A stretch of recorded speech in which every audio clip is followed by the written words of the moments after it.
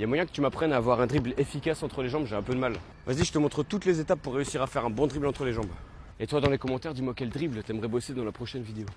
Première étape statique, tu te mets en fente, tu essayes de bien écarter les jambes et si tu as du mal au début, tu prends un ballon un peu plus petit. Tu vas me faire des allers-retours à chaque fois en arrêtant le ballon entre deux. Et tu penses à bien l'accompagner jusqu'en dessous de ta jambe. Deuxième étape, la même chose, mais tu démarres droit, tu te laisses tomber et tu reviens. Et tu alternes les deux jambes. Troisième étape, plus dynamique, tu fléchis sur tes appuis. Tu vas décaler tes appuis d'un coup avec un petit saut. Tu passes la balle et tu te replaces. Donc tu es là, hop, hop.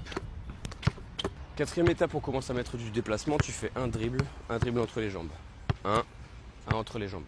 Sauf que si tu veux un dribble efficace, tu dois être bas sur tes appuis, donc on va commencer à se fléchir petit à petit. Tu vas m'enchaîner les dribbles entre les jambes en touchant au sol à chaque fois pour t'entraîner à être le plus bas possible et efficace. Et ensuite, si tu es à l'aise, on met de la vitesse.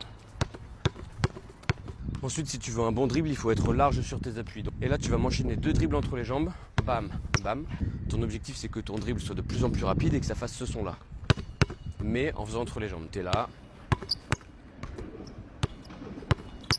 Si tu veux que ton ballon passe plus facilement, tu devras avancer le pied un tout petit peu au moment du dribble. Et maintenant, tu essaies de les enchaîner en avançant. Tu es là, large, hop. Dis-moi dans les commentaires quel dribble t'aimerais bosser la prochaine fois. Et abonne-toi, c'est gratuit.